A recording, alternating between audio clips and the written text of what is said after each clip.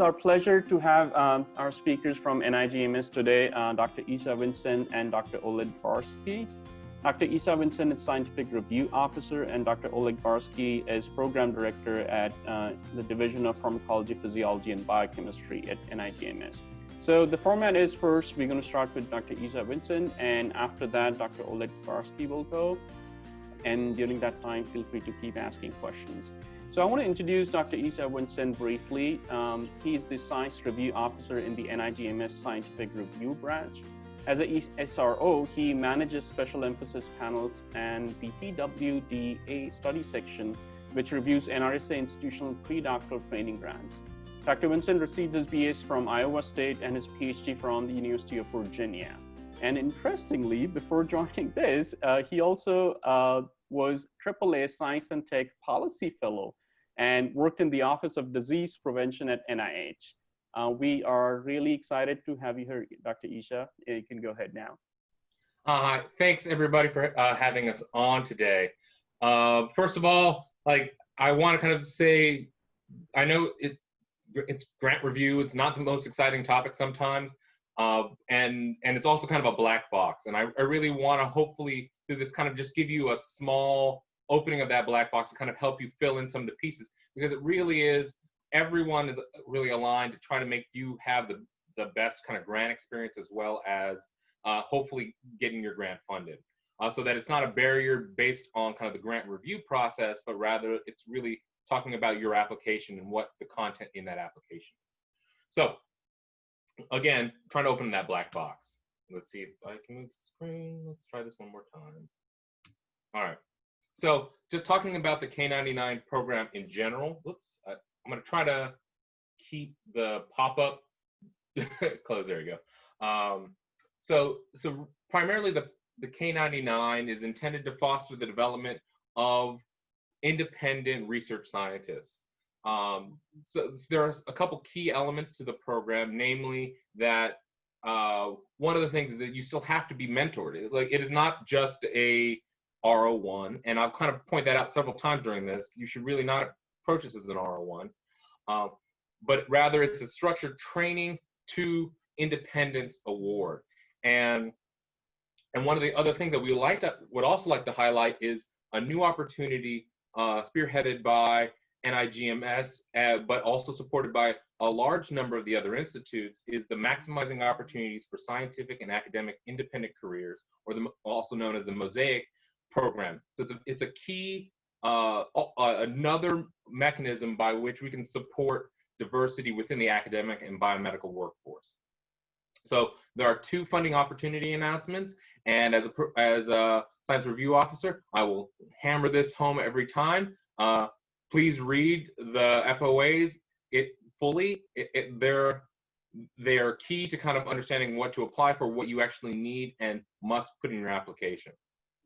So you have two opportunity announcements. You have the parent announcement, and so that's the standard K99, and that is supported by, I do believe, all of the institutes and centers at the NIH.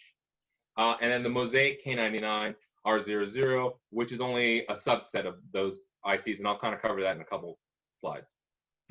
All right, so again, the K99 format will provide 5 years of support in two phases. You're going to have a mentored K99 phase that has to be at least 1 year, and then you also have the R00 phase, and that's with up to 3 years of independent research support, and it has slight budgetary details that hopefully Oleg will be able to answer your questions on, because it is not a review criteria, so I will tell you that we definitely do not try to kind of fiddle around with the budget. But and then you get the K99, the MOSAIC K99. So in addition to those two components of a mentored phase as well as an R00 independent phase, you actually also have participation in cohorts that are organized by now newly announced the 3 UE5 organizations. So that would be the American Society of Cell Biology, the American Society of Biochemistry and Molecular Biology, and the Association of American Medical Colleges. And so those are the 3 UE5s that will be managing cohorts by which by entering classes of K99 scholars, will be working with each other for mentorship and career development. Just a little bit of like a little overview of the Mosaic program in general.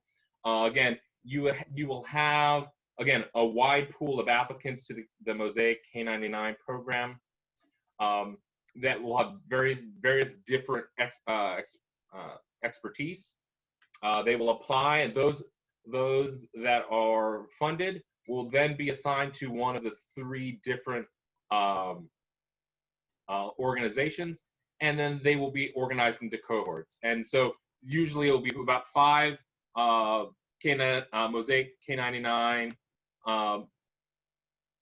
PIs each year, and they'll be continually adding new cohorts. And so in the hopes that they'll build kind of camaraderie as well as develop other independent skills. So as I mentioned earlier, other ICs participating in the Mosaic K99 and IBAB, as well as all these other institutes. And so you could find out more about this looking at on our website. It will have the Mosaic page. It will kind of link you both to the FOA itself, as well as some of the other institutes that are also funding this. We have a question real quick. My understanding is that you cannot apply for both the Mosaic and K99 and the Mosaic K99 and the parent at the same time. If you're eligible for Mosaic K99, do you have any advice for how best to choose between applying for the Mosaic or the parent? I want to be very careful here, and this may be better addressed by Oleg, just because I try not to influence on like sculpting your applications. It's kind of the separation between a science review officer and a program officer, and I don't want to step on anyone else's toes. You should be able to, so Oleg, can you better address that question really quickly? I think that can you apply to the part that can you apply to both? I think the regular general NIH policy on overlapping applications apply, so that you cannot have 2 similar applications at the same time under review. As far as the choice, I have no advice. Probably it's best discussed with your mentor or mentor's team, and if needed, then speak to us, to the program officer of the either scientific area or Dr. Gibbs here at NIGMS. He is supervising Mosaic program, so the contact information is on the website and better discuss individually. Yeah. So again, I didn't want to step on program toes there, but yeah. So you can't submit 2 at the same time just because of overlap, and we'll flag it and have one of them withdrawn. All right. Okay. So just talking about some basic eligibility criteria for the programs.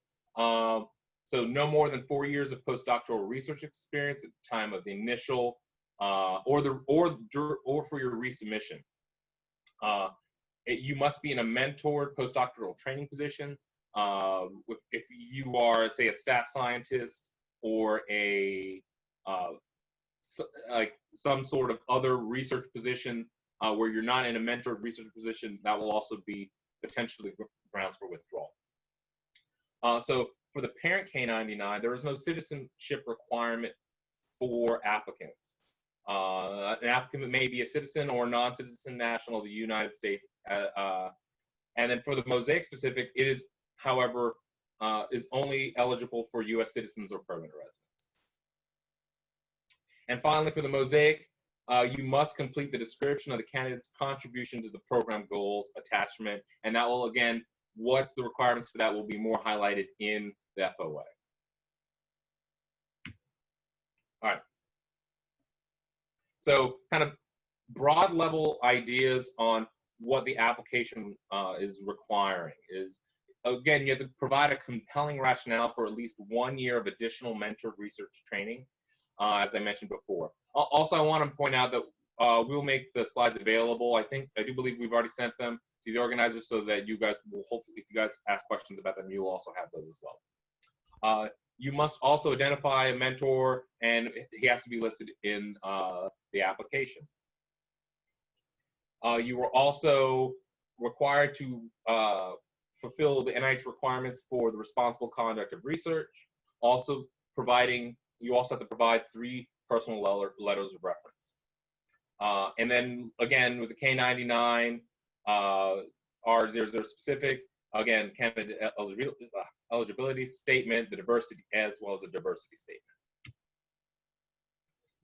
But kind of getting into really what you guys probably are looking for, not just us reiterating a lot of the programmatic requirements.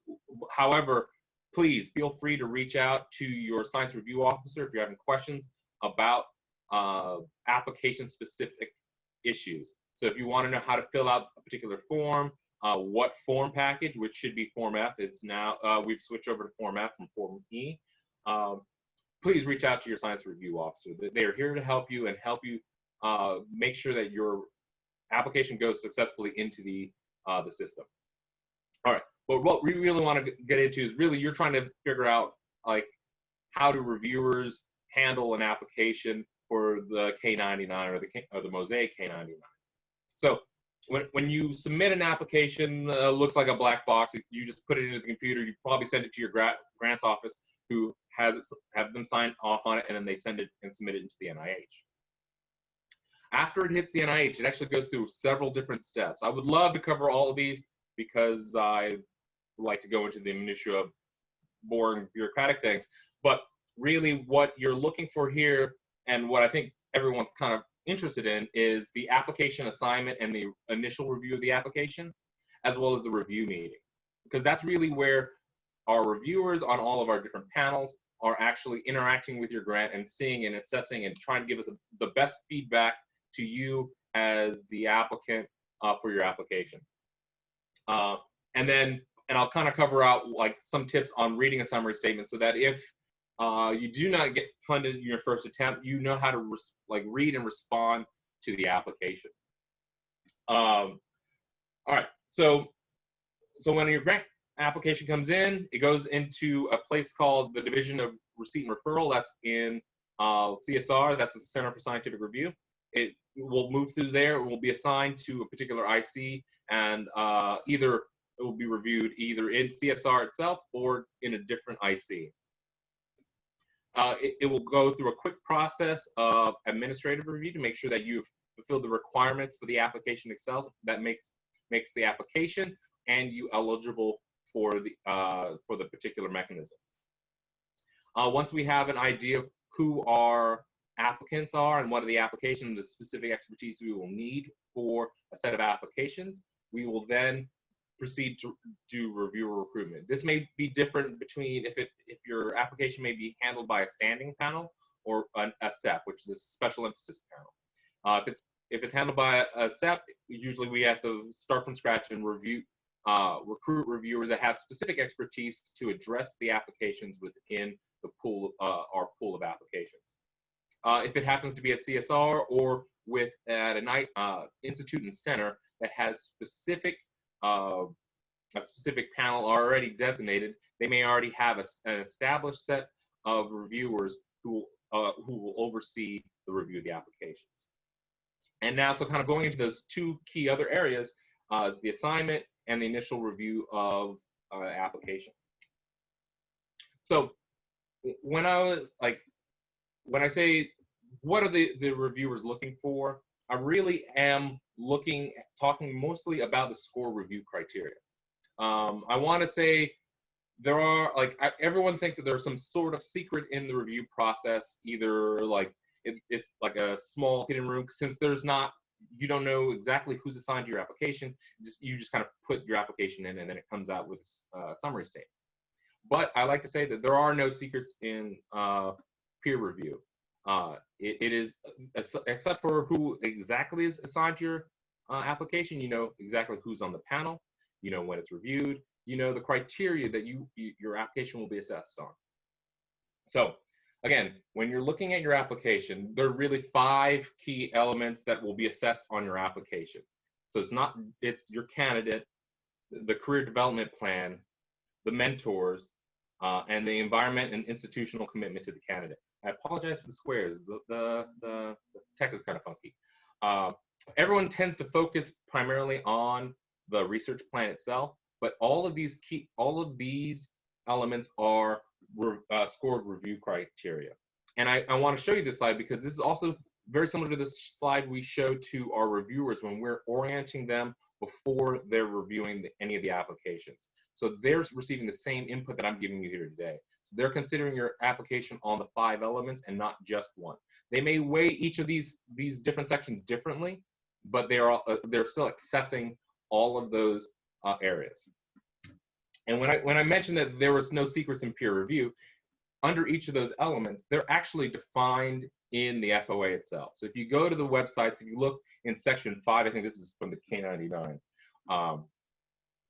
you go to section 5 and it'll go, here are the application review criteria. These are the exact same criteria that we will be drilling into our reviewers when we're doing our orientations with our reviewers. So if you should be able to ask and answer these questions about each of your applications when you're writing them. And we caution our reviewers not to consider elements outside of these review criteria. So really, again, we want to make sure that what information we're giving to you is actually the information that you will be being assessed on.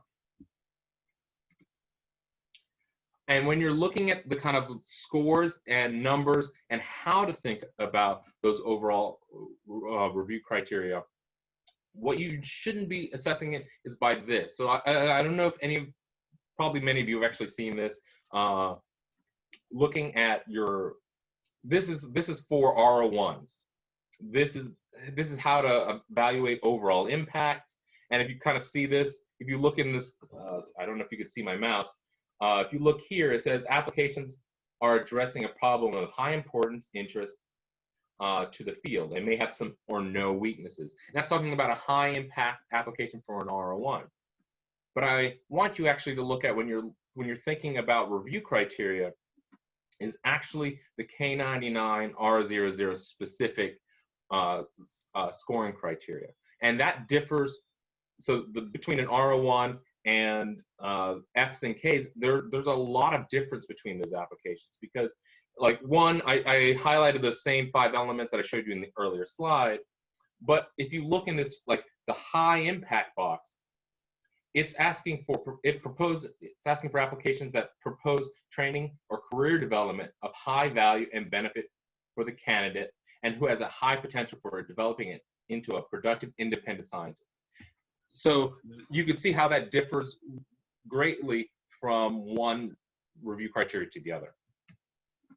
So we're always asked, what do reviewers want? So good science. Good science depends on the field. Of course, significance and impact is one idea, that new ideas, and importantly, noting the limitations of your study and your approaches. Again, fitting your application to the mechanism.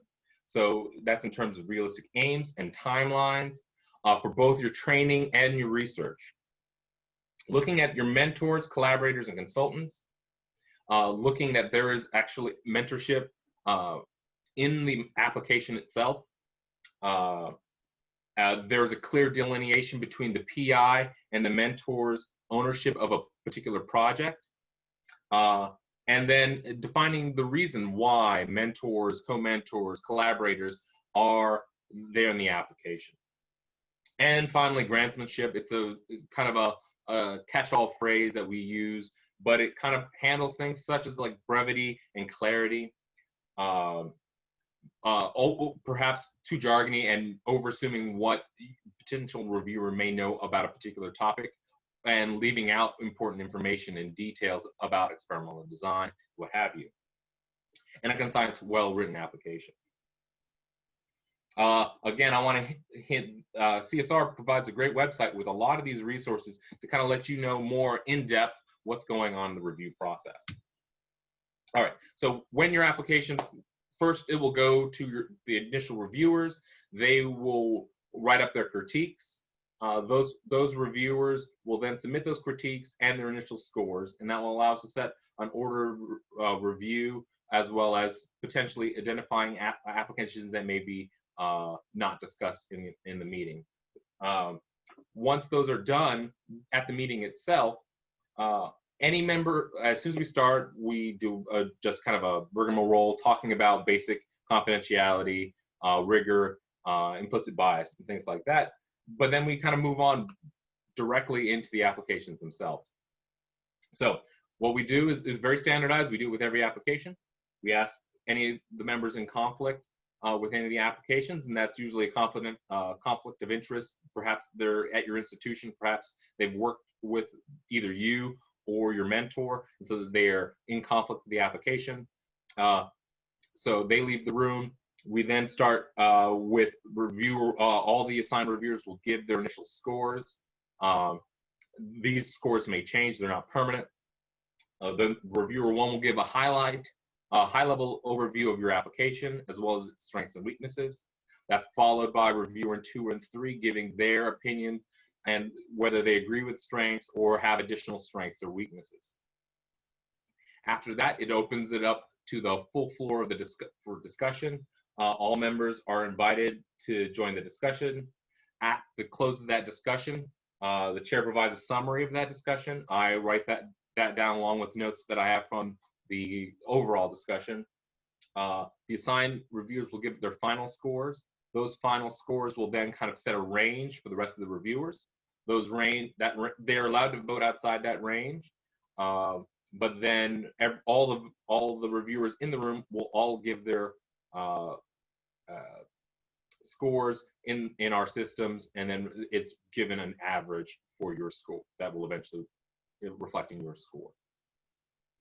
And then after that, we discuss things that are additional review criteria that are non-scoring portions. So that's the budget, the responsible conduct of research, the authentication plans, data sharing plans, what have you. These will not affect your score. However, they may put a bar to funding if they're unacceptable. So if your human subjects, sorry, not human subjects, but if your authentication plan is unacceptable, you'll actually have to work with colleagues in program to make it an acceptable document, and then they can release any potential bars to fund. All right, so when you get your summary statement back, I think it's important to kind of go over what it looks like. I think probably a lot of you have seen summary statements before. Some of these things are probably old hat to you. I don't even know if that's the right phrase. So again, your program officer, who you should be the one who you should contact after you get your summary statement. Your impact priority scores here. Percentile, you may not have a percentile in all of your applications, as well as like indications for early stage investigators at the bottom. One of the first things you'll see if your application is discussed, you will see the resume and summary of discussion.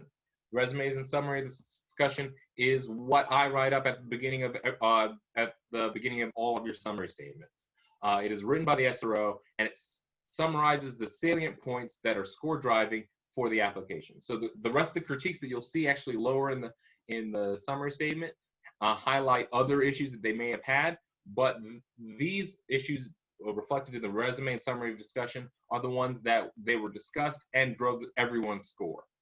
And we try to highlight all of them and make them clear so that you can make your potential adjustments upon reapplication. And also just a note here, if you have any administrative notes, they'll usually be highlighted up at the very top of the application.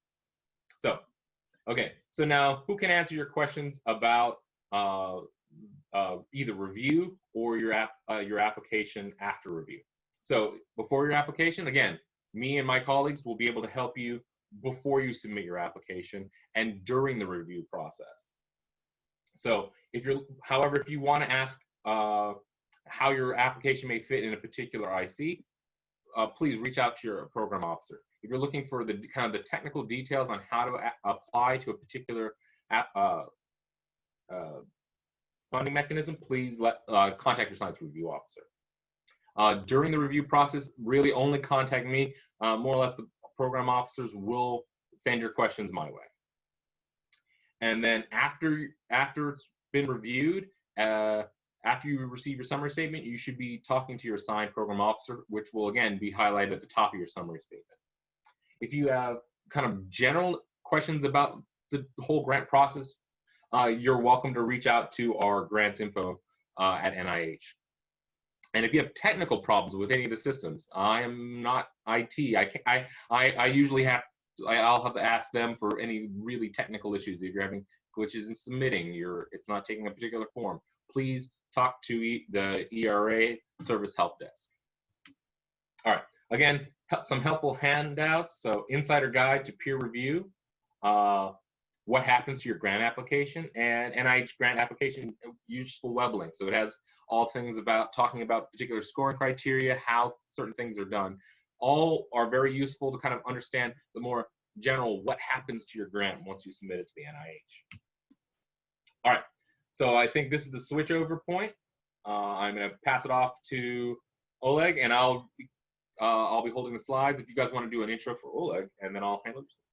And I just wanted to get in here real quick. Sure. There are a bunch of questions that are relatively general, and in an effort to see if Oleg is able to answer those questions, I'll save those for the end. So if you've asked a question, we'll be doing those all at the end. And without that, we can go ahead and pass this over to Oleg. Let me just do a quick little introduction. So Oleg Barski is a program director of the Division of Pharmacology, Physiology, and Biological Chemistry, where he handles grants in enzyme catalysts and regulation. He also oversees F31 predoctoral and F32 postdoctoral fellowships and K99 R00 Pathway to Independence Awards in Pharmacology, Physiology, and Biological Chemistry. Before coming to NIGMS, he was an assistant professor in the Division of Cardiovascular Medicine at the University of Louisville School of Medicine. Barski earned his Master's of Science in Chemistry and a PhD in Chemical Kinetics and Catalysts from Moscow State University in Russia. He conducted postdoctoral research at Osaka Biosciences Institute in Japan and Baylor Medical College of Medicine. All right. Take it away. Hello. Hi, everybody. Thank you, Kaylee, for the introduction, and Isaiah for the overview of the program and making it easier for me to talk. So Isaiah gave you an introduction from kind of a review point of view, and I will take the program part, the viewpoint from the program officer part. Next slide, please. So the goal of the whole K99 program, as Isaiah already mentioned, is to facilitate or accelerate transition to faculty, right? So in the language from the website, it's to complete needed mentored career development and transition, and it's in the bold here, in a timely manner to independent tenure or equivalent faculty positions. So timely manner is important. As you already know, the eligibility limit is 4 years of postdoctoral experience. However, at NIGMS, we encourage you to apply earlier and to apply during your 3rd postdoctoral year. Why is that? So if you make a calculation, right, if you apply, let's say, at the very end of your 4th year of postdoc, it takes at least 9 months or sometimes close to a year at the NIH to review the application and come up with a funding decision and with the notice of award.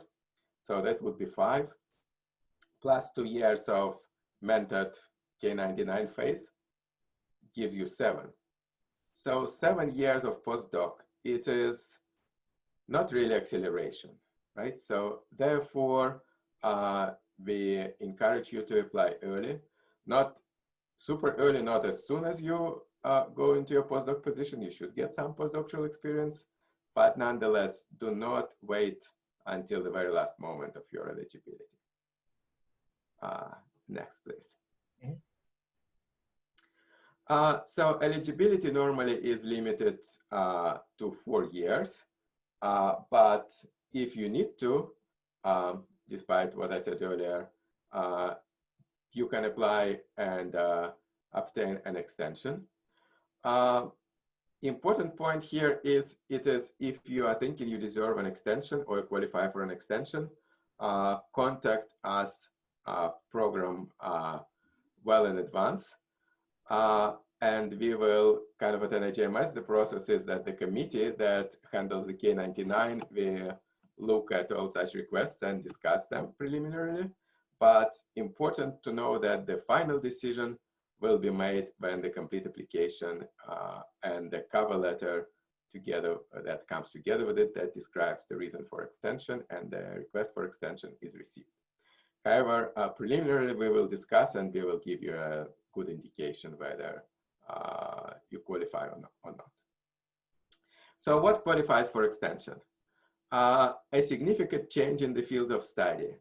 And it's not like moving from biochemistry to cell biology, let's say, or from physiology to biochemistry. It is something drastic. From physical science to life sciences, for example. I had an applicant who moved from aerospace dynamics research into the life sciences research using the physics acumen that he, physics engineering acumen that he obtained during his training, right? So that is the type of change in field of study is not within the biological sciences. It is a big change. Secondly, if you had a break in research, and again, contact the NIGMS staff or NIH staff with that. Typically, the amount of time of the extension you can obtain equals to the amount of time that you had a break. So recently, within the last year, the new policy came to support the parents. And so automatic a 1-year extension is given for a childbirth if you give birth to a child during your postdoctoral years. And technically, I believe you just need to submit a cover letter giving a date of birth for the child and that it is within your postdoctoral period. We have a couple questions specific to this, so I just wanted to ask them. If you have 2 children, can you get additional extensions? How might that work? The FAQ page at the NIH on the K99 says that only one year extension is given. However, we would, if you have special circumstances, we would encourage again to contact the program, but the default is 1 extension. Okay, so going forward is natural disasters and the closures, so where you cannot conduct research also qualifies for an extension. And so recently, with the global pandemic and COVID-19, we know that it caused a great disruption. The universities were closed for a period of time, close to 2 months at least or more. We all are still working from home and conducting this each from our home. When they reopened, it is gradual. The work is in shifts and so on. So the 2 notices mentioned here, one for parent and one for Mosaic, they are close to identical, and they give you a 2-cycle extension for your eligibility, right? So approximately 8 months. You should look at that notices, right? If you think you qualify. So if you just, it is for people whose eligibility expires soon, right? It is for those whose eligibility will expire, I believe, starting from this June-July submission cycle, and then the next one, September, and possibly, I cannot remember exactly, possibly the next one that would be February, March.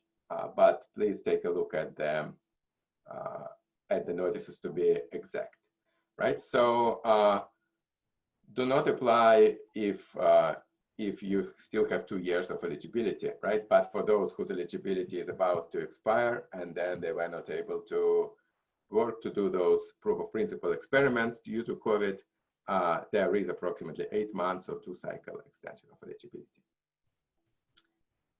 Next, please, Isaah.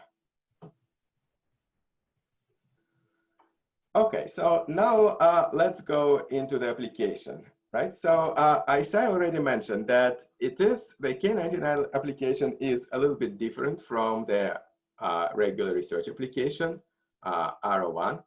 And there are a lot of moving parts in that that are not present in the regular research. So of course, it goes without saying that the proposals should be, the research plan should be strong, and that your proposal should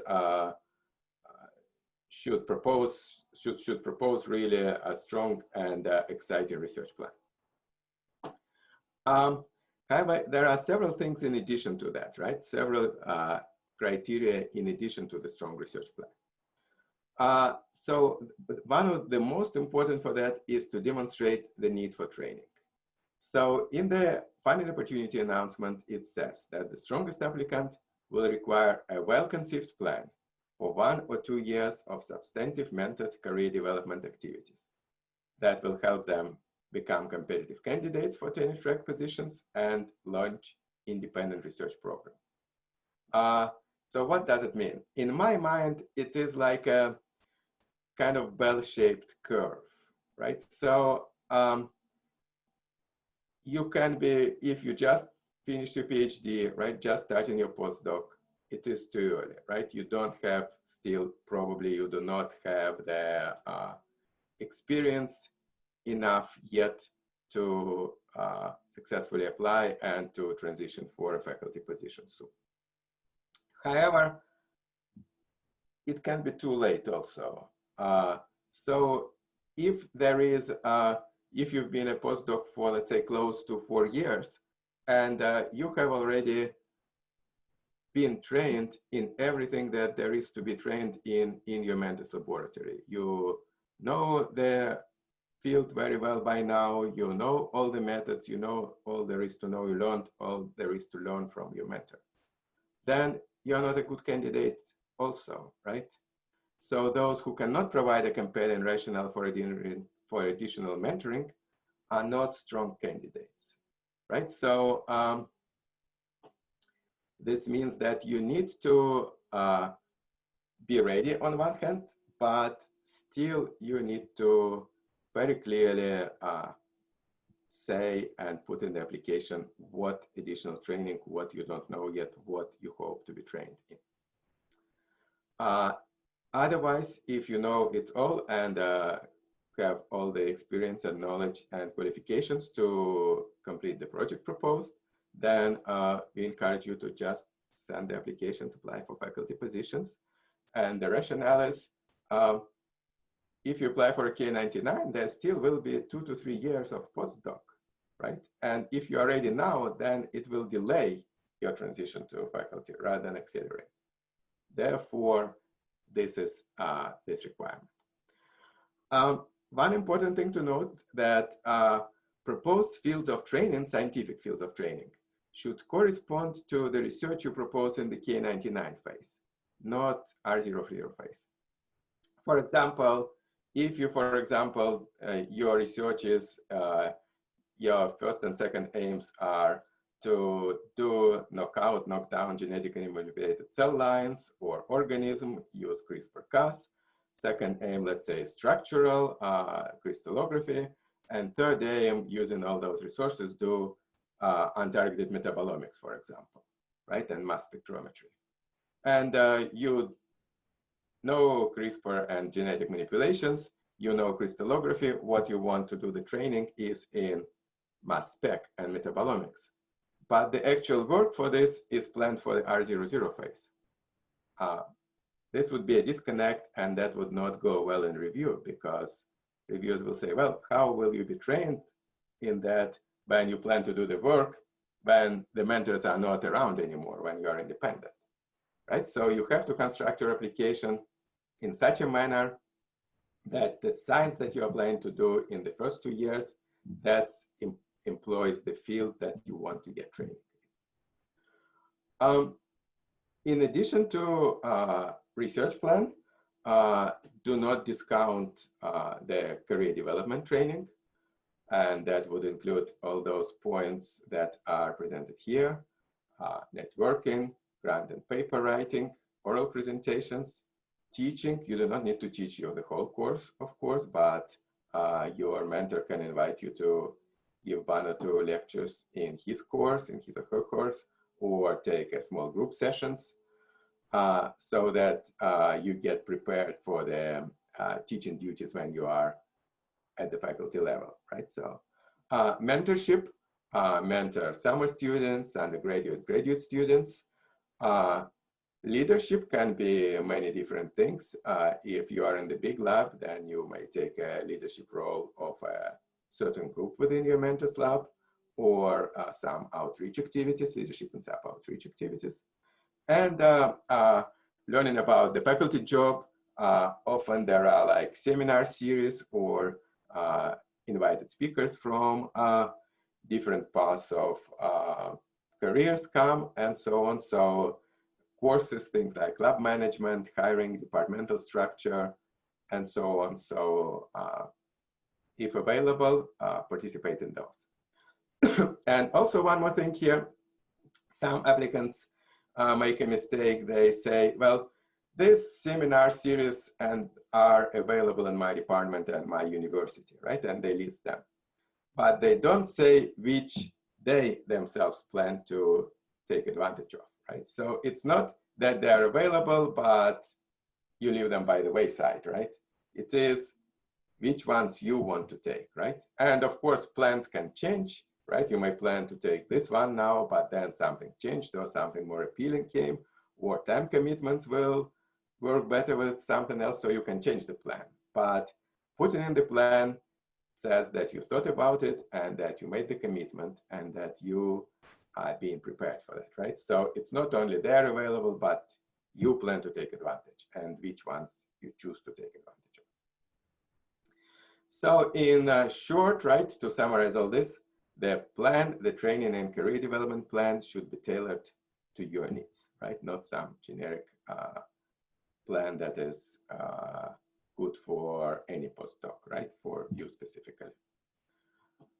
I think that's all I wanted to say about this part. Let's go to the next slide.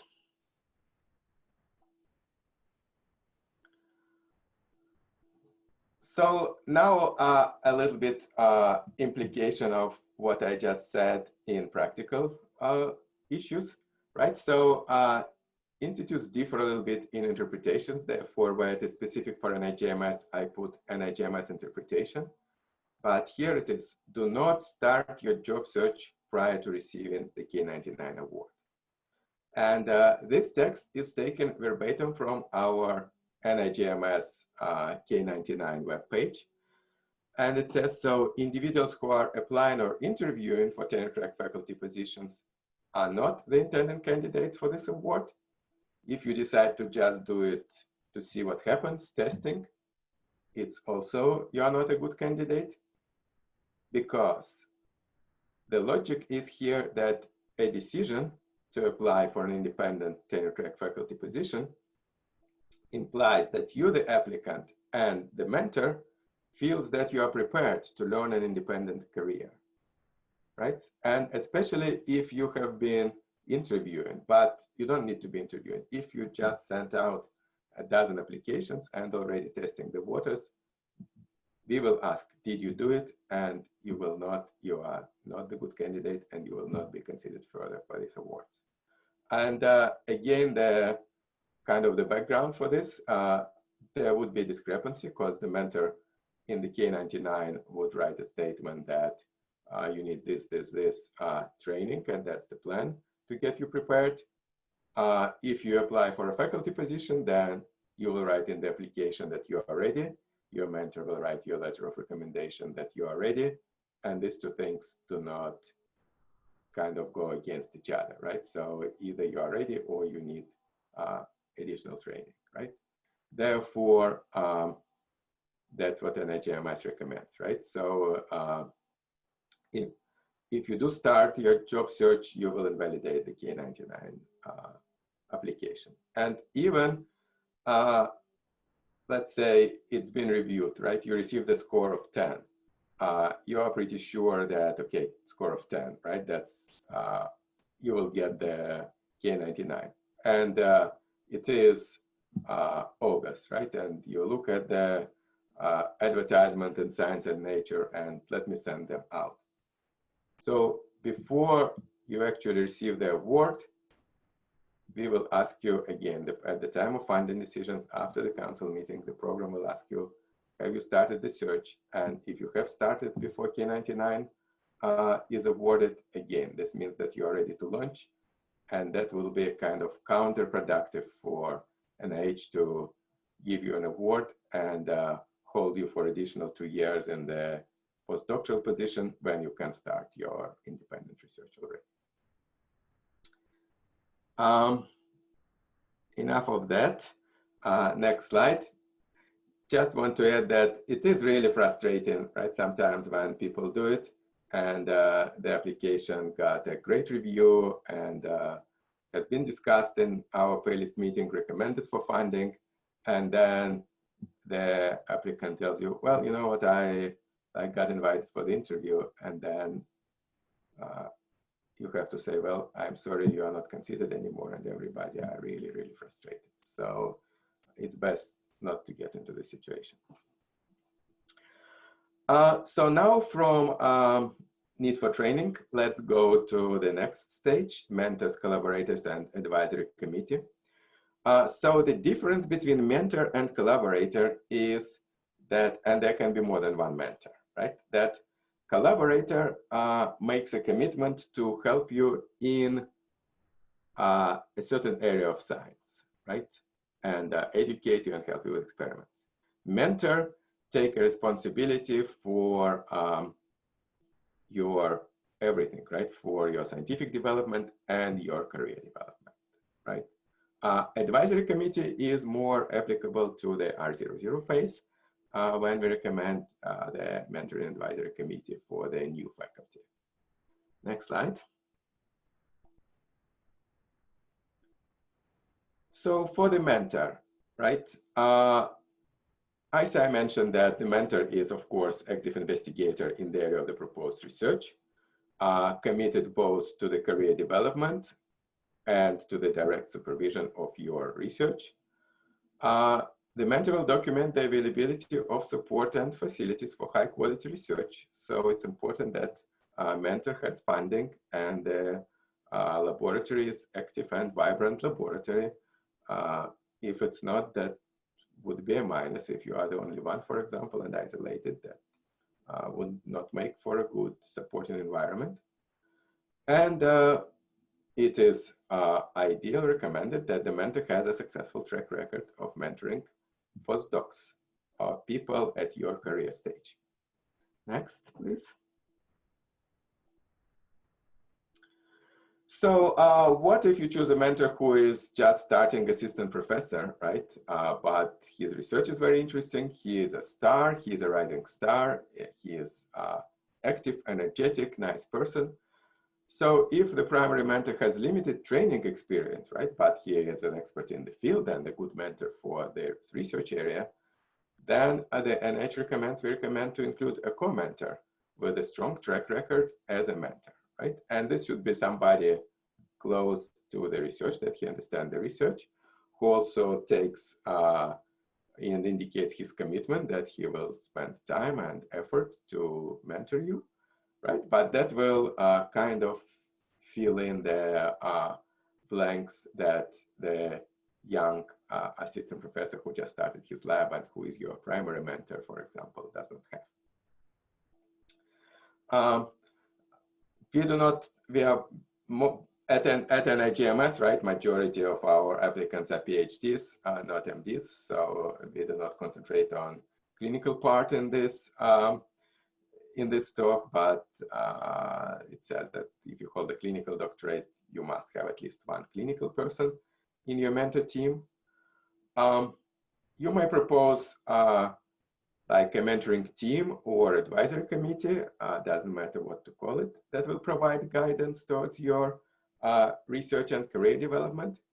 If you do have more than one, especially if you have more than two, one individual should coordinate, and there should be a plan how these mentors and how these mentors, members of the team or advisory committee, communicate with each other to provide consistent guidance. So it's not that one pulls you in one direction and another in another direction and they do not coordinate. So there should be a plan for the coordination and how you would interact with all your mentors or committee and how they will coordinate with each other, right? So do not leave it on kind of hanging in the air, right? You have to write even mundane stuff. I will meet with my mentor like once a week and with my co-mentor once a month, and they will talk with each other, whatever. And we have the joint meetings once every 3 months, for example, or once a month. Whatever the plan is, just put it in. If you don't put it in, reviewers will assume that you do not have a plan and that maybe incidentally they pull you in the one direction, but maybe not. And of course, when preparing the application, don't do it on your own. You work with your mentoring team, with your mentors in preparing the application. Next.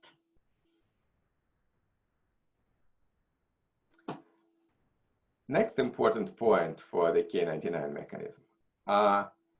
Demonstrating independence, right? Which means independence of your research program, of your research project from the mentors, right? So let's say you've been in the mentor's laboratory for a couple of years, right? You worked on his R01 project, you achieved something, you got some training. Now you've got the ideas that are, of course, in the general direction of your mentor's research, but they're different. They are something that are related, but not the same thing that your mentor works on. So in your grant proposal, describe the relationship between yours and mentor's research, what is similar, but what is different in yours, and the plan to separate scientifically from your mentor and advance to research independence, right? So it is like a branch of a tree, that you are the branch. So in addition to you describe this, and the mentor also describes it. And this is the same for fellowship applications and for K99 applications, is that that should correspond, right? That's very important that what you say and what your mentor says correspond to each other, right? That indicates that you have a cohesive plan and that you discussed it and that you are on the same page, right? You are not thinking different things. So mentor, in his part, right, we went over what your candidate put in your part. Mentor, in his statement, put a plan for transitioning of the candidate to the independent phase and how he or she will help.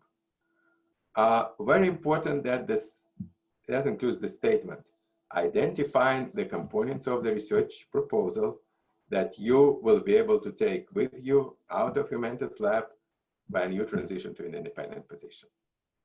And if any resources or reagents should be taken, something like, I don't know, knockout mouse line or cell lines or proprietary chemicals or reagents, then the mentor should state also that you are welcome and that you can take these things out of the lab, right? So this kind of non-competing statement, the mentor says that he is not going to compete with you in your research project, but he will help you or she will help you, right? And it is okay.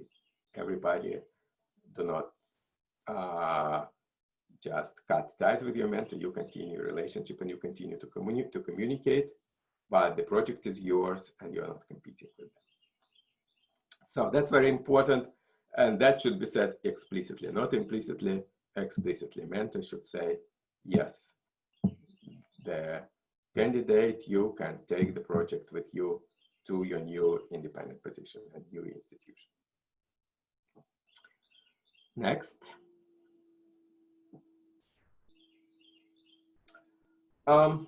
So nuts and bolts of the application. So it is expected that you will commit 75% of your time to your career development during the mentored phase. In my application, I highlighted where it was NIGMS specific. I highlighted what NIGMS recommends, right? So because NIH institutes, they differ slightly in the interpretations of the policy and of the FOA, like different budgetary guidelines, a little bit different attitudes. So look on the institutional website. There is a link to the IC, we call Institute Center. That's why I see specific information on the website for the funding opportunity announcement.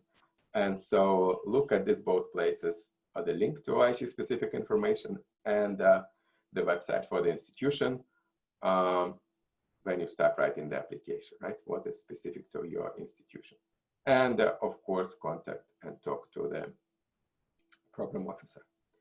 K99 mechanism uses standard receipt dates. The new applications are submitted February, June, and October on the 12th.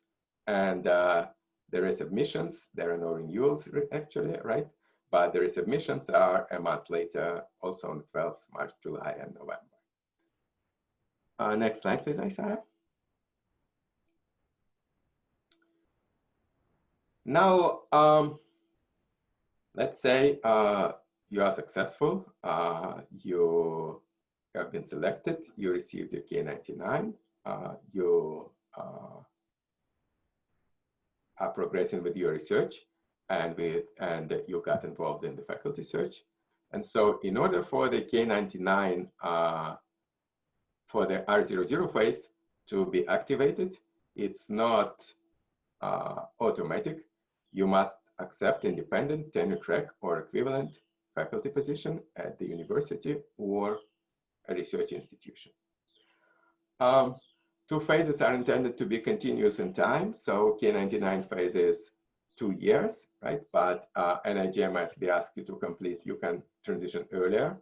We ask you to complete at least 1 year. So you can transition anytime between 1 and 2 years. And if something goes wrong, if it didn't work on the first time, then at NIGMS, we allow you 1 year after the end of the K99 to start your faculty position. There are things that happen, like, for example, you did the search, you've got an offer, then something happened at the institution, the leadership changed, for example, or some budgetary problems uncovered and so on, and the offer is withdrawn, right? So that happens in life, and then you have to go another cycle of applications, right? So we give you another year, right, to start your faculty position. Rarely happens, but it's life. So when you start getting offers for the R00, we highly encourage you to contact your assigned program officer at NIGMS before you sign the offer.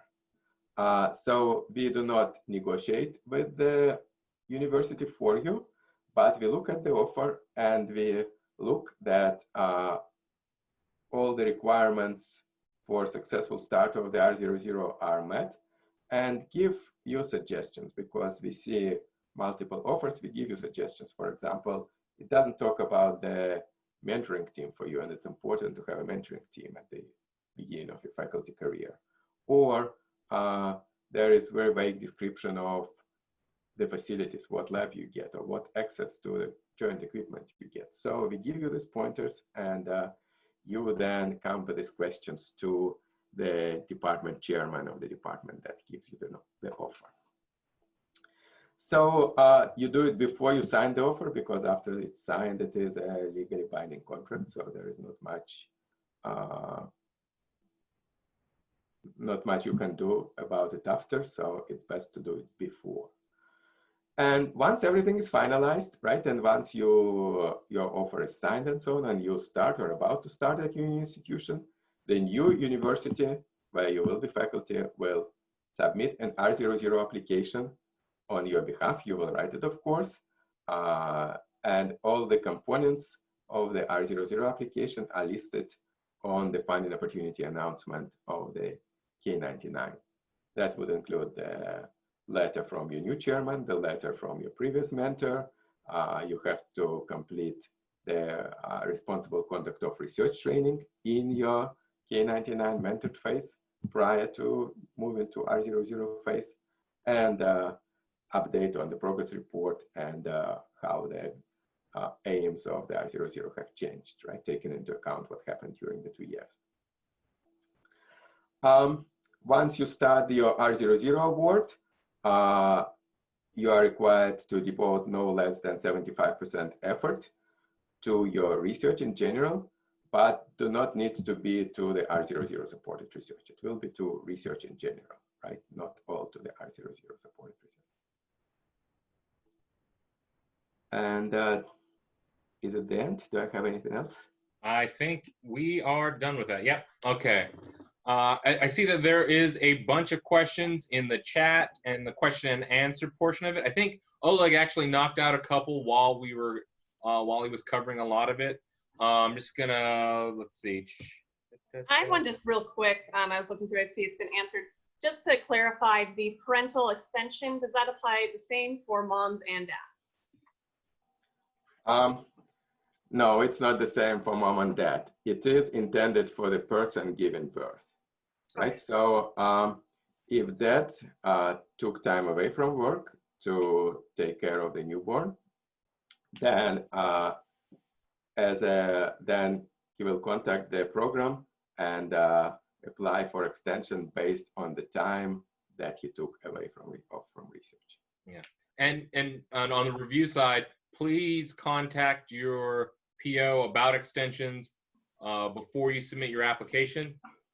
I like, especially because I'm looking at for these mechanisms where there is a cutoff for the eligibility. I'm looking at how many years of experience you have and post your PhD, and if you go over that, I will flag it, and I don't like if there's no exemption or you've not put anything in for it. I can't allow it to go further. I will have it withdrawn. I'll talk to Oleg or whoever is your PO that's assigned to your application to make sure that has anyone contacted you with any eligibility thing, and they say no, I will have to have it withdrawn. I saw that there were a couple questions on the extensions. So we have the COVID-19 extension that is currently ongoing. So all of those can be applied. Check with your program officer before you submit your application. Again, so the parental leave, as well as anything that has to do with, there are also medical exemptions. So if you have a break in your thing, break in your science career due to medical issues, not just pregnancy, that one's now official, and we want to make that clear. But there's also, if you're taking care of a loved one, if you are yourself sick, but please file the, again, this is the review officer saying, please file those exemptions so that I know that they're somewhere that I can actually refer to, so I don't accidentally have to withdraw your application and then it sets you back another couple of months. So with the resubmission or the extension for the K99 with COVID, how does that affect resubmission deadlines, or how does the initial submission deadline connect to the resubmission if it's been extended? Sure.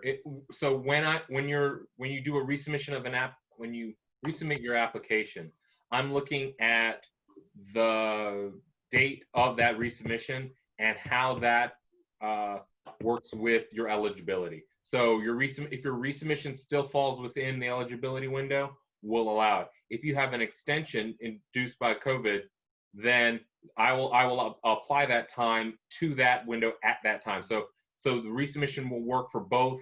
But if you use a 1-year extension to increase your eligibility, and then you get the resubmit, it doesn't work again. It gives you 1 year from the date of your submission. So, sorry, 1 year from the date of your eligibility ending. So it extends it 1 year. It doesn't actually say, so both your primary submission and your secondary submission get an extra year. It gives you an extra year for your eligibility window, not for applications. Hopefully that was clear. Thank you.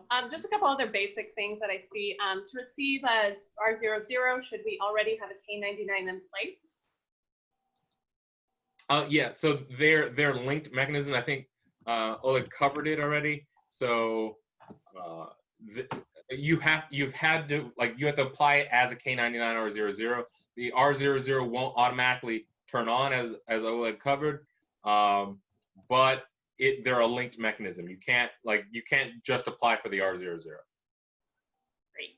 And then another thing that I've seen several times is about the 4-year rule. If you have experience either outside of the US or non-research experience, like as a lecturer, does that count towards your 4 years of postdoctoral experience? That's a great question. So again, if your lecturer experience happened before you receive your terminal degree, your PhD, then that won't count towards your postdoc eligibility.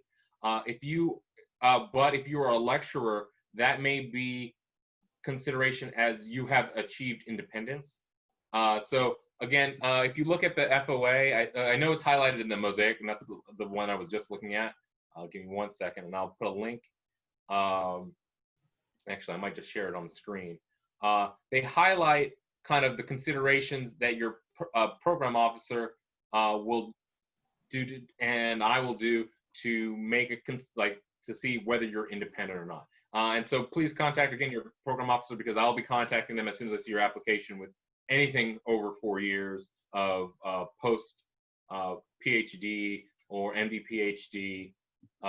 Here, let me stop this share. Let's see if I can show this thing. All right, I'm gonna try. Just to also clarify, so if you were in industry right after your PhD and you're now in a postdoc, how does that contribute to your 4 years? That I would deflect straight to Oleg.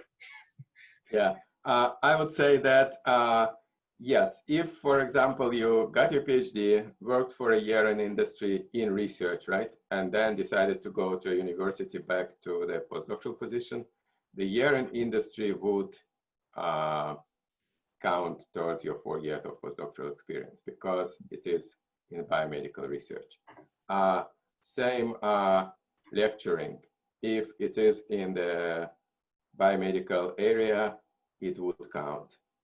If you decide to also, you obtain a PhD and then you stayed for 9 months in your mentor's laboratory to finish up the publications and so on, and after that you move to a new laboratory, that 9 months will count as your postdoctoral research experience.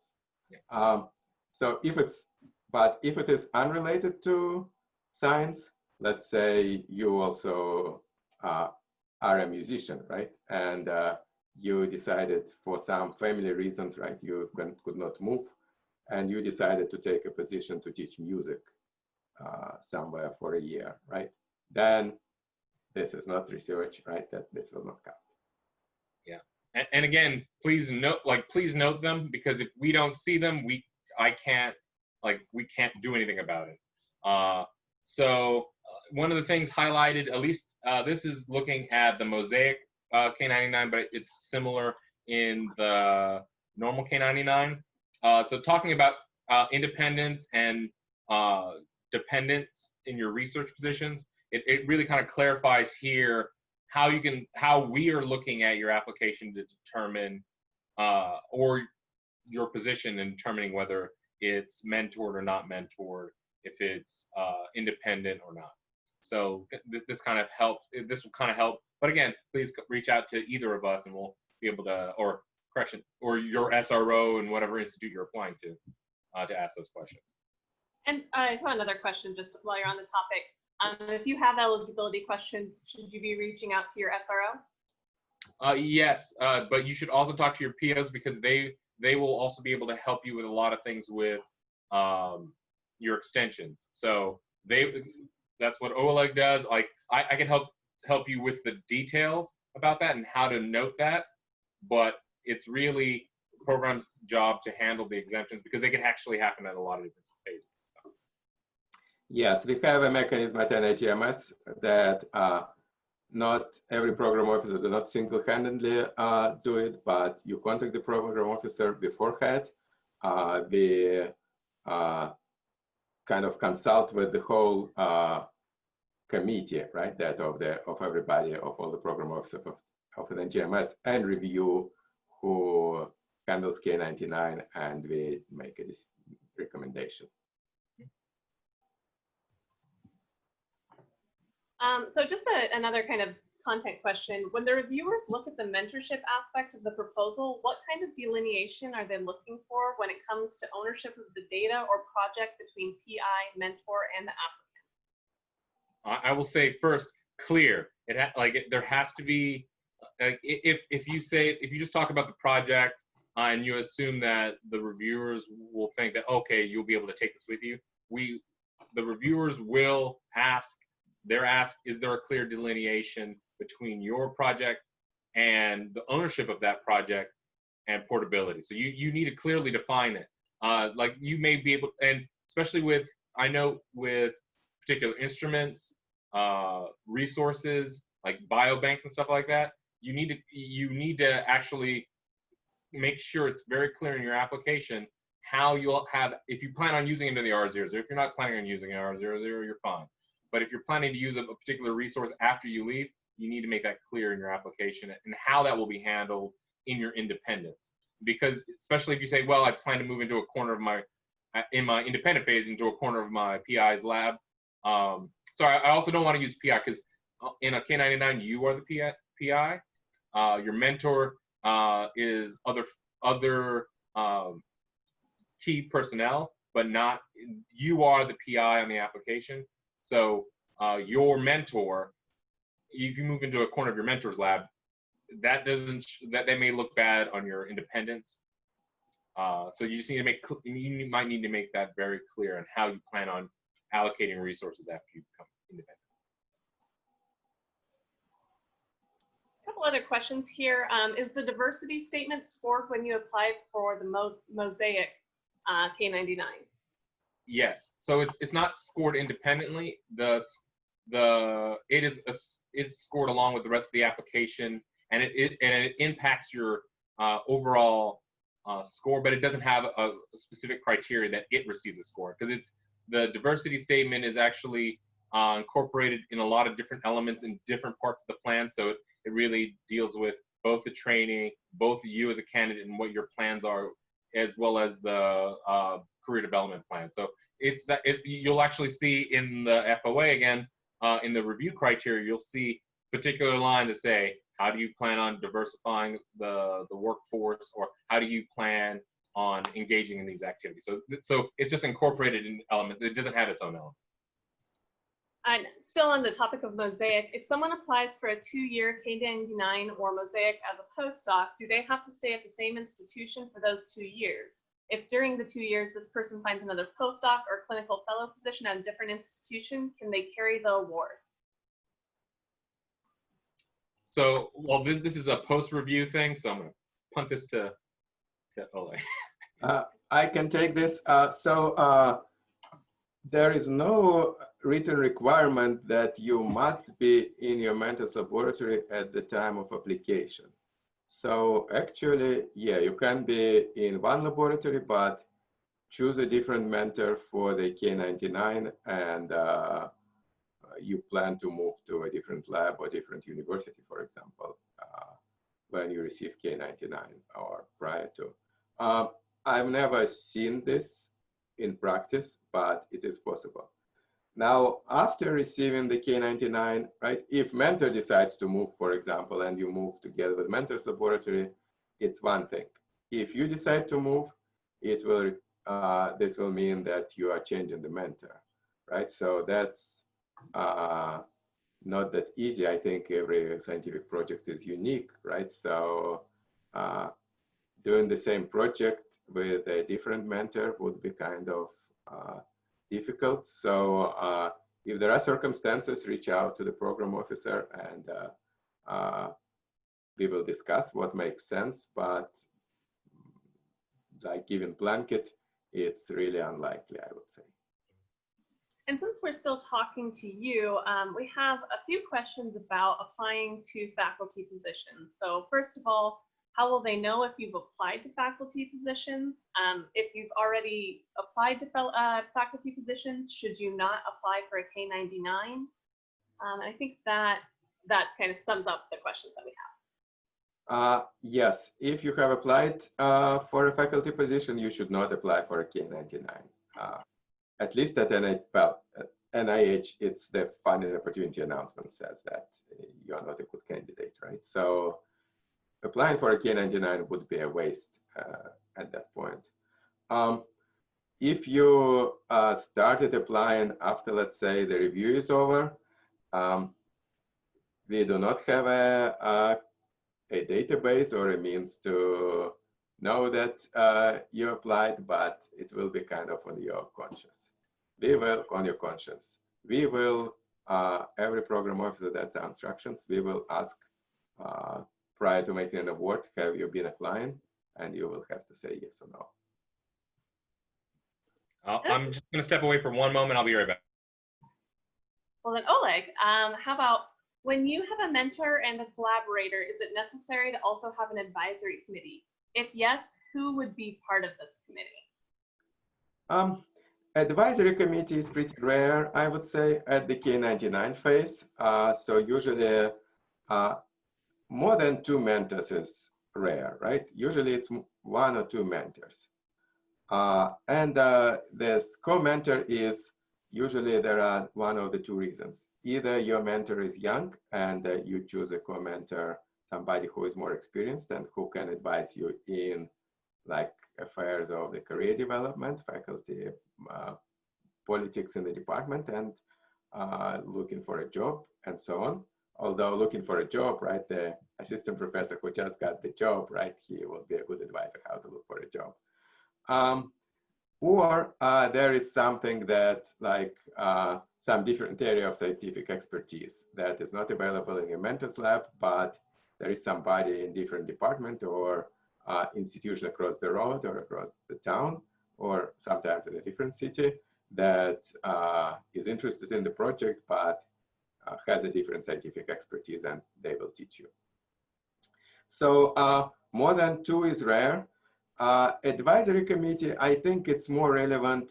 You can do it. You can have a mentoring team or advisory committee, which would be 3-4 mentors, or it doesn't matter, you call it mentoring team or advisory committee.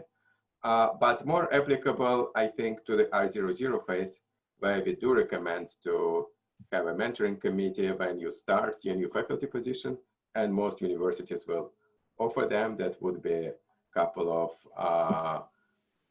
more experienced, more senior faculty members from the department, somebody from a different department who will meet with you on a regular basis and advise you on the issues of faculty life and career development as a faculty. So we have a few questions along these lines. How would you find which unit and what kind of K99 awards work with your particular research? We have a couple questions specifically about neuroscience.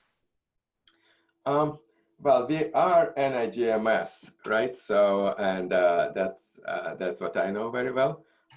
Each institute, I mean, first on the funding opportunity announcement for the K99, there is a link. It says IC specific information, and it will give you the information that's specific to this institutes, including the budget, let's say, and the contact people, right? And also, if you just simply Google, you can find the K99 page at NCI, NINDS, and so on. Go there, see the description of the mission of the institute, and talk to the people there. Most likely, of course, right, since you are in your mentor's laboratory, you will look where your mentor is funded, right? And probably your research will be in that general area. But it is possible that it's not. Are social scientists included for consideration for Mosaic, or are they exempt? Social scientists. So it depends on the institute. So there are several different participating institutes for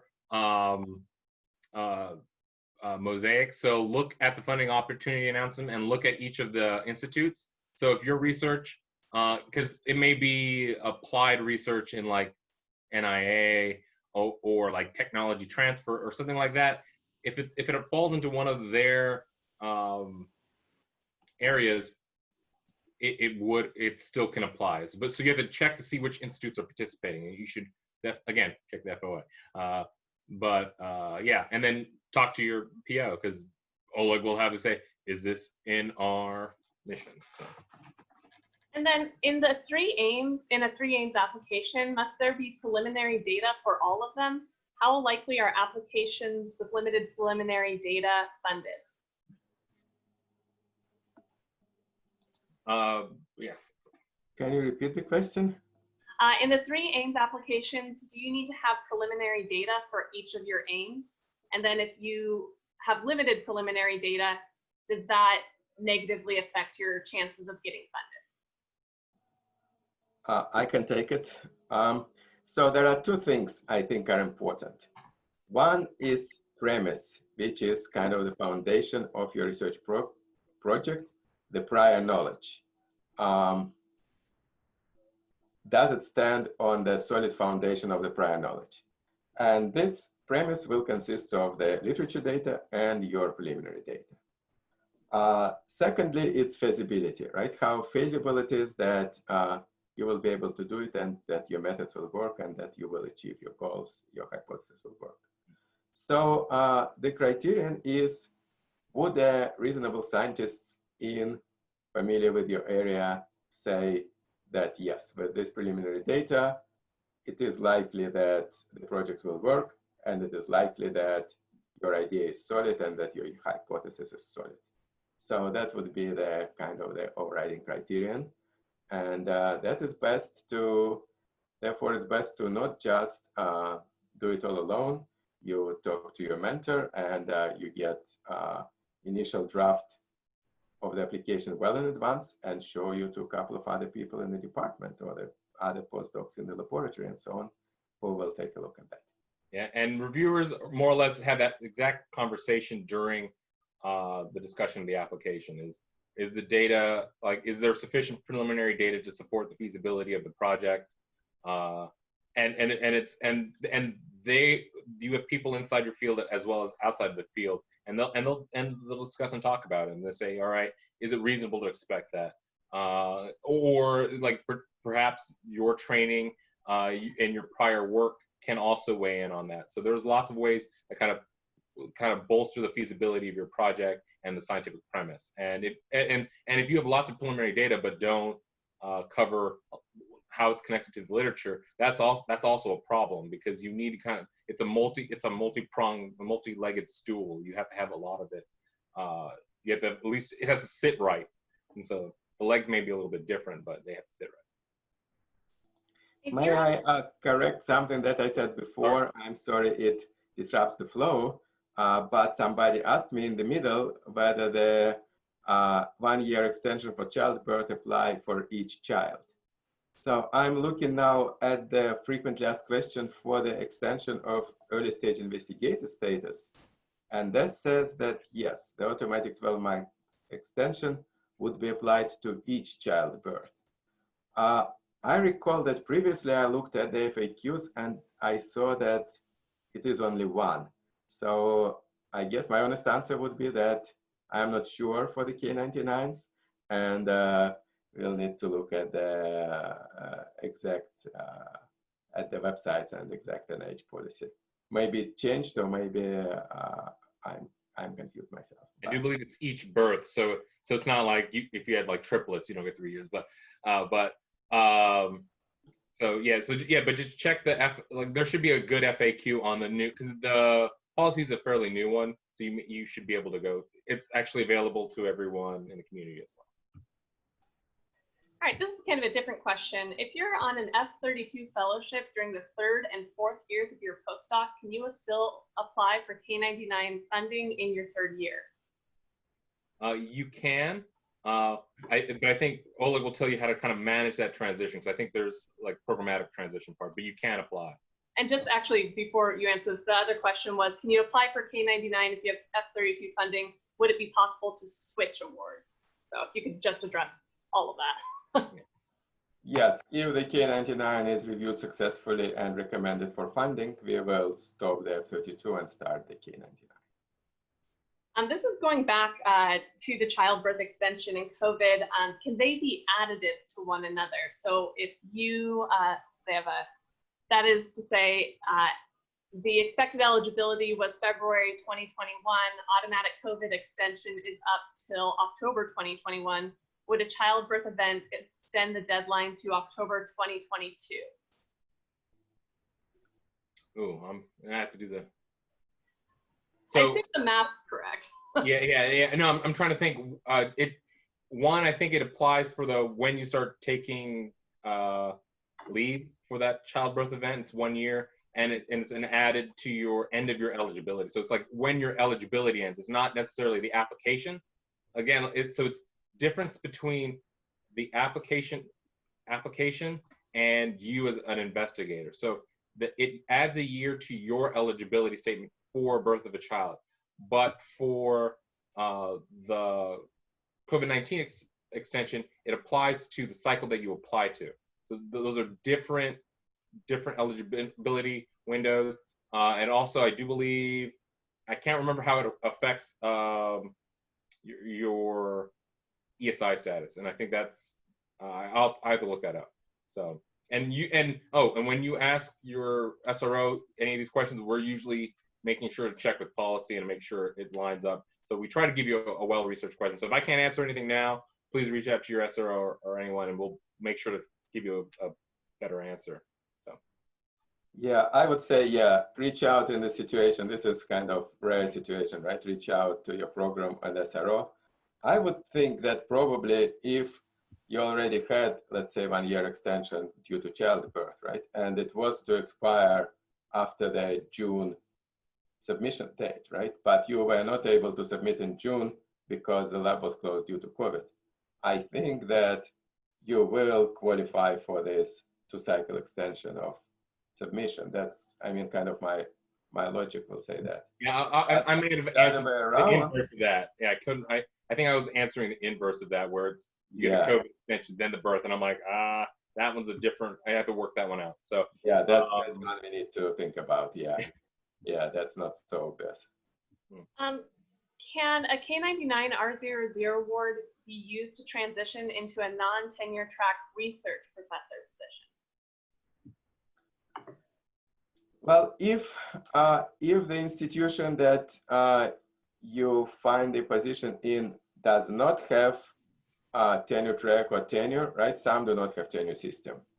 If it's not a university, if it's a think tank research institution, then it is possible, right? You will discuss it with the program. You will show the offer.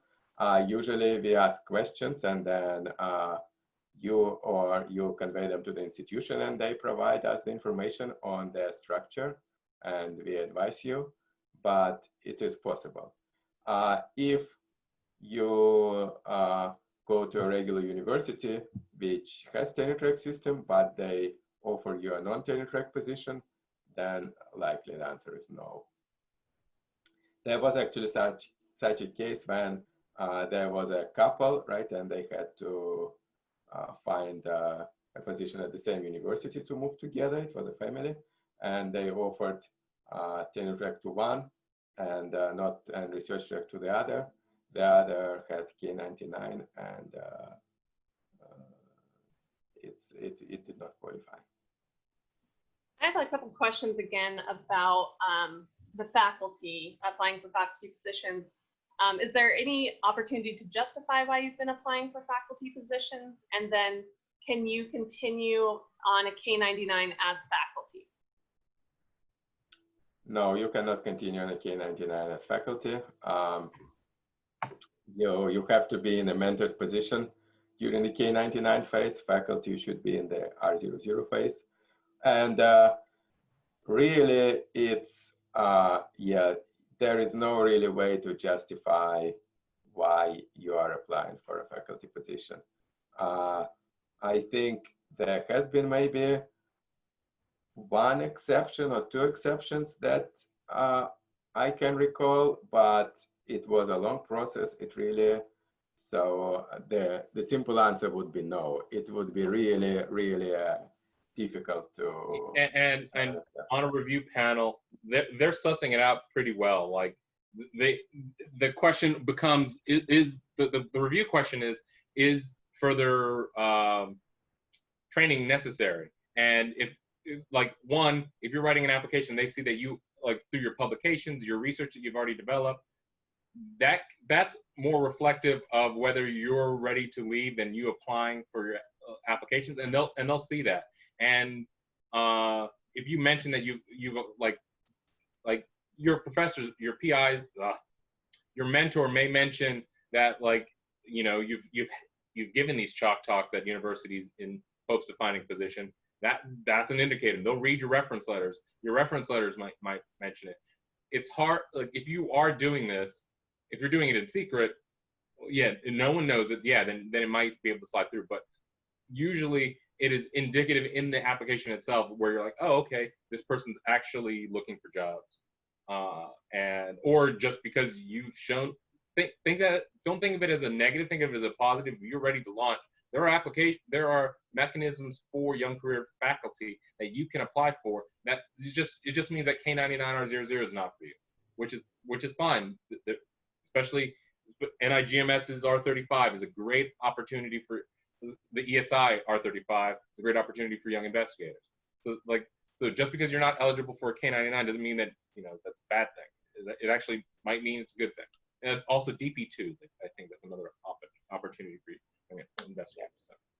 And I would add, sometimes applicants add, or their mentor would add, and the faculty position is waiting for the applicant at my department after we will give him assistant professor position after he receives this K99, and think that it is a positive and support, but it is actually negative, right? If there is a commitment to give a faculty position to a person, then there is no need for a K99. He will get faculty position anyway.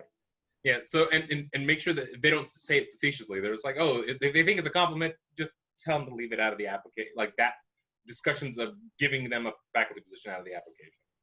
Because you should think about the K99 because they're looking at that training portion of it. If it's not there, like it's a non-starter most of the time. Can you expand a little bit upon how important it is to have publications before your application, and how it works if you have publications that aren't directly related to the research proposal? Great question. Yeah, so it's a balance between it's looking, if you're looking at the candidate, like they're looking at your productivity, or can you produce scientific work either at the graduate level or the postdoctoral level. It's also kind of working into your feasibility, because those publications may give you some of the preliminary data. So how it's weighted, it really depends on the reviewer, and you'll actually see on any given panel a varying different opinions on what's necessary for you as a scientist in for your application. So. Yeah, I would add that, yeah, it is a kind of fine walk, right? So on one hand, the reviewers will look, did you have publications, or especially first author publication after you got your PhD, right? During your postdoctoral period. If you have publication directly related to your application, it should be preliminary data publication, not that your AM1 is already done, right? You just published it. Then it's like, you don't need money to perform AM1 because it's already performed, right? So be careful with that.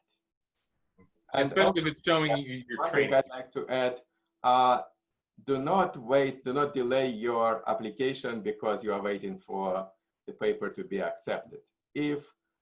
And it's been, as I will say too, it's been in many, I've heard reviews that, okay, the publication is not there, but we see by the preliminary by the preliminary data and by the letter of recommendation of mentor statement that it is almost there. The data, the preliminary data looks solid.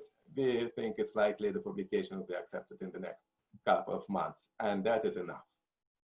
And kind of piggybacking right on that is, don't forget post-submission materials. There's a policy about post-submission materials, but so if you're waiting on a publication to submit your application, you can submit your application and you are given up until 30 days before the review meeting. So that's why it's important to check when your review meeting is. So once you submit an application, it will tell you when your review meeting is, and it's 30 days. Sometimes it may be like the Friday before, the Monday after, depending on the SRO. So contact your SRO about that. But you have 30 days before the meeting to submit post-submission materials, and one of them is accepted publications. So that gives you a lot more leeway, so you don't have to wait 3 months and catch the right funding cycle and stuff like that. You could apply, and then you have 3 months while you're waiting for that publication, because it's one of those unexpected things. So yeah, but I will caution you that people are trying to use bioarchives to submit as a post-submission material, and it's not accepted as a post-submission material because it's post-submission materials is to address things that are not are unexpected, and when you post it to bioarchives, you actually have the ability to do that at any time. So you can't use that as a way out. So you can't submit those. So it's very limited. There's like 5 or 6 things that you could submit as post-submission. So look at the guidelines. Just a few quick questions about mentors. Can you choose one mentor from 2 different universities? Yes? Yes. Yes, you can. What about outside of the US? Sorry, just before you answer. Oh, outside of the US. So the parent announcement allows for, I think, and the Mosaic as well, allows for foreign institutions. So it only allows it doesn't allow foreign institutions for you as where you're doing your work. Your mentors can be wherever, but you have to be at a US institution or a foreign arm of a US institution, but you can't be at a foreign research institution. And then if you have a younger mentor, so you've looked for a co-mentor, does that co-mentor need to be at the same institution? I want to add to Isaah. So you can have, you can be in San Francisco, for example, and your commenter is in Utah, let's say. You will have to put in a plan how this will work out, how will you communicate, and if you need to do experiments in Salt Lake City, then what will be the logistics of that, but it's possible. Or the same for collaborator, right, or part of the experiments. Now your question was for the co-mentor. Yes, so the same answer. It is possible to have in different institutions and then, in different cities. If you are applying with your PhD mentor as your mentor for the K99, will that look bad on your application materials? It really depends. It depends on how you justify. Like again, like just giving a straight up statement. It depends. I've seen people in review handle that very differently, and it's really how you say. Do you justify why you need to stay on with your PhD mentor in terms of new training that you didn't like? If you say you got your PhD training and you didn't get this different element, it's harder to justify, but you can if you could do it effectively. So just from the experience, I can recall one case where the person finished PhD, went from West Coast to East Coast, worked there for a year. Something did not work out, and he returned back to his old institution, and I think even to his old mentor, but with a new project, right? Of course, it was related, but with a new project. There was a lot of discussion about that. It's not a standard situation, but in that it worked out, at least in one case. So it will definitely generate discussion at a review meeting. So good or bad, it's gonna be brought up. yeah, you cannot predict how it will come out. Yeah. Moving a little bit back toward content, can you comment on the scope or the amount of work to propose in a K99? How might that compare to an R01 or an F32 grant? So scope of work, again, it's a very big question. It all depends. It's all about, can you, if you look realistically at the work you've just proposed, the investigatory track that you're proposing, in both, especially with a K, in both the training and career development, will you have enough time to do it? That's the question that they're going to ask about your application. Do you have enough time to, in 2 years, or, and some people will say, in 1 year, I will plan to do all of this. If you can justify, like if your justification is sound, you can propose the moon. Just watch out. So it's hard to say without, like, that's why you should always talk to your PO, because they'll look at your specific games. I won't. They'll look at your specific games and tell you this is too much or this is too little. And it is kind of a review of your judgment, right? I mean, it is a plan, right? Plans can get modified. It is research into the unknown, right? So we don't know how things will work out. But reviewers will look, can you judge realistically how much time things take, right? So if you put over ambitious application that is impossible to do in 2 years, they will think, well, you do not have a good judgment, a good sense in this. That reflects on grantsmanship, and they will say overambitious as soon as, like, they'll agree or disagree with that, but they'll just say it's overambitious proposal in X, Y, or Z fashion, and so. Can the second year budget roll into the R phase if an awardee found a tenure track faculty position in the first year of a K99? Seems like maybe they shouldn't have applied to that, huh? Well, no, if they got 1 year out of it, Okay. well, yeah, they're able to. So. Okay. It depends. Yeah, it will be when the situation arises, then it will be solved. But the answer is it depends. Let's see. Most of the previous postdocs my mentor ended up working with are in industry. Is this a negative sign for my mentor's record? I think as long as they've been, like, their mentorship record is reflective on, are they generating people that will go into scientific careers? If they're producing a lot of people that are going into industry, depends on the position, depends on like how they were mentored into that way. If it was what they wanted to do, that's perfectly fine. If say you do drug discovery and your PI is known to produce high quality researchers and staff scientists for that, that's fine. And reviewers will, since a lot of them will be in your field, they'll be able to better assess, all right, that's good, that's bad. I would say, so here is the difference between an F32 and a K99, right? So for an F32, it's all an open field, right? You are gaining postdoctoral experience, and then you may go into academia, industry, government, and so your mentors putting out good previous mentees into good positions, it's good. For the K99, you, by writing a K99, by submitting a K99, you specifically declared that you would like to go in academia and lead an independent laboratory, right, as a faculty. So that is kind of a little bit more path determined, right? So reviewers will look more at that outcome. All right, so in terms of the 75 effort to research, they're curious how that criteria is satisfied. Does it have to be part of the job contract that 75% of the time will be spent on research? And can the requirements be met by working in addition to the planned paid working hours? Is it about K99 or about R00?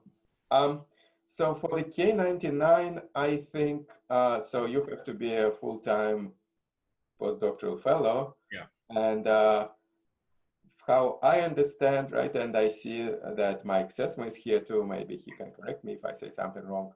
How I understand it, you spend 75% on your project, and then 25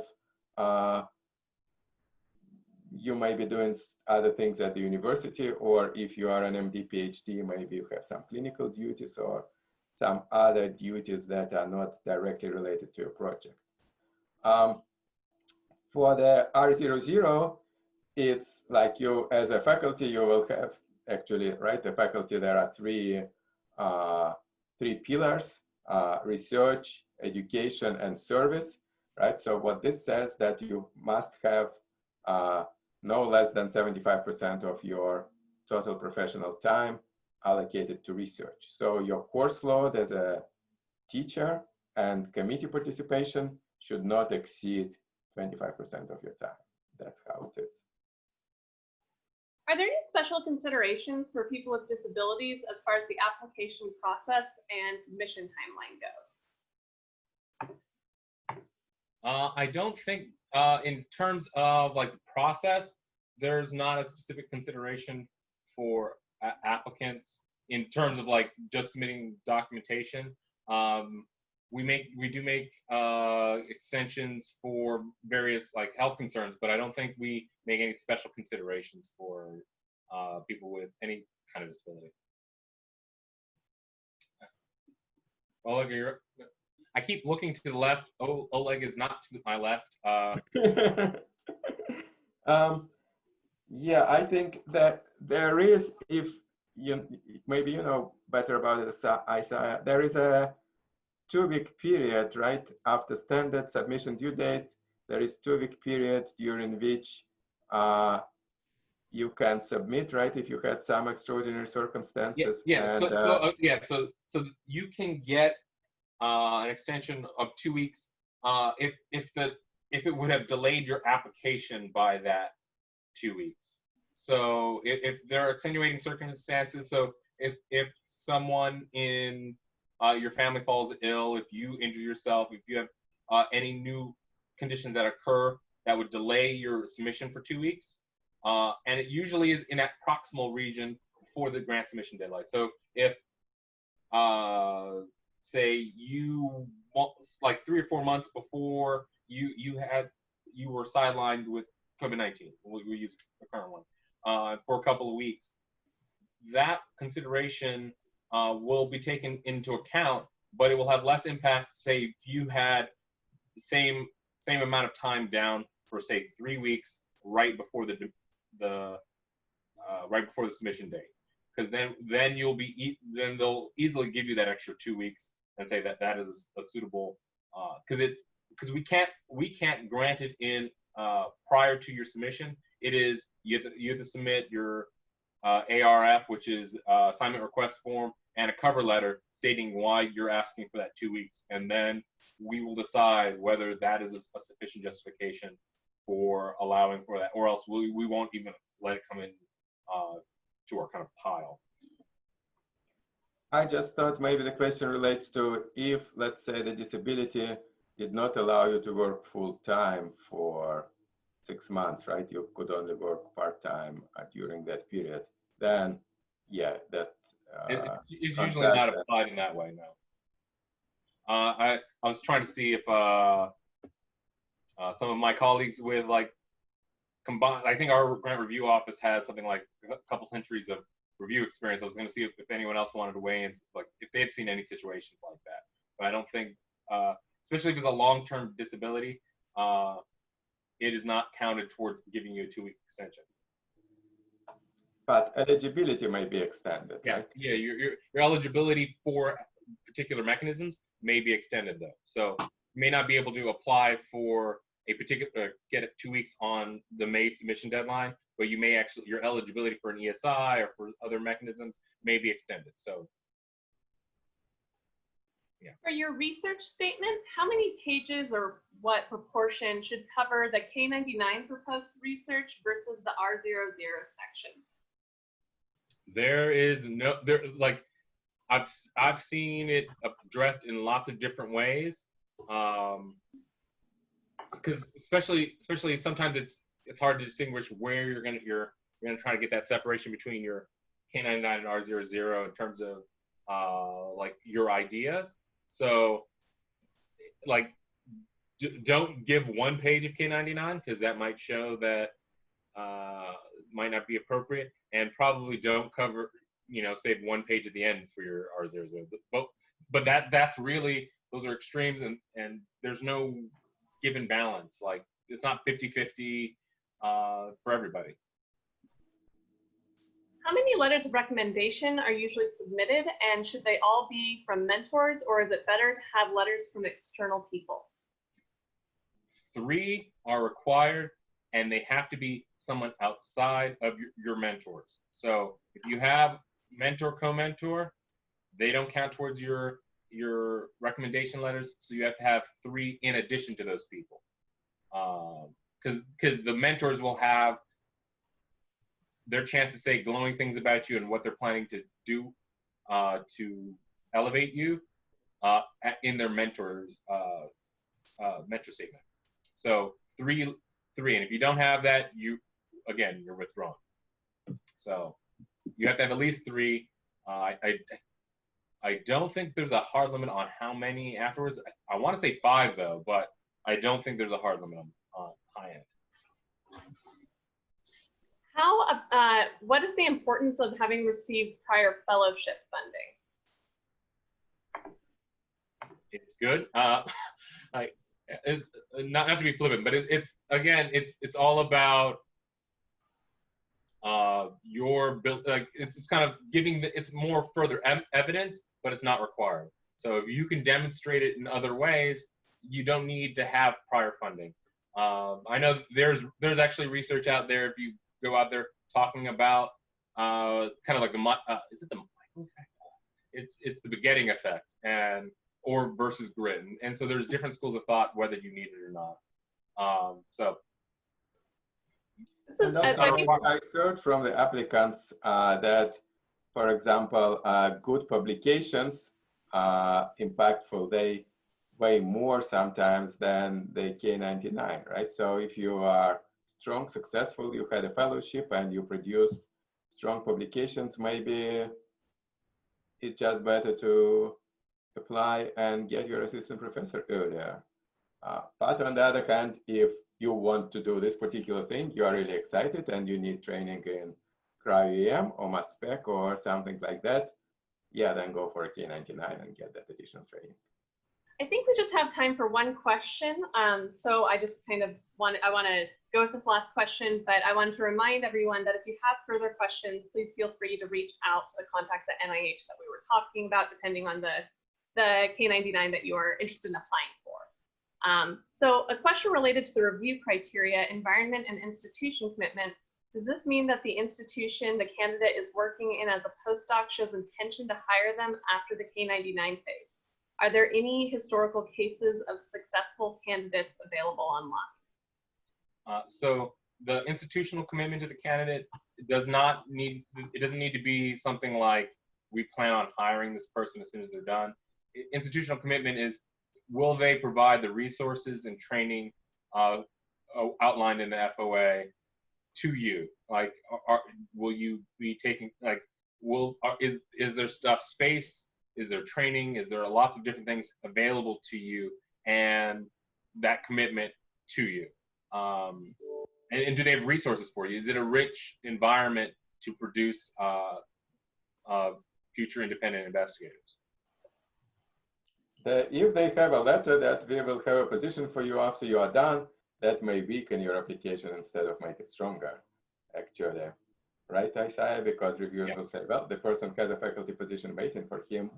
There is no need for a K99 then. And reviewers, again, will kind of suss out, are you ready? So sometimes they will also, like, I said to warn your PIs not to put kind of like this flippant, I will hire him in a second kind of comments. But reviewers are at least, they're your colleagues. They're people, we have K99, R00 members of our panels. They're there and they'll say, okay, this is just a flippant remark. And then they're usually fine. But if it's not clear, that it may count against you. So be cautious. Well, I think that hits our time limit. We're at 2 p.m. now. So I want to thank both of our speakers for being here. It's been excellent to hear what you have to say and to have you answered so many questions. I think we've answered 55, maybe a little bit fewer because I've tried to get a couple in between. So thank you so much. And this concludes this session. So thank you all for being here.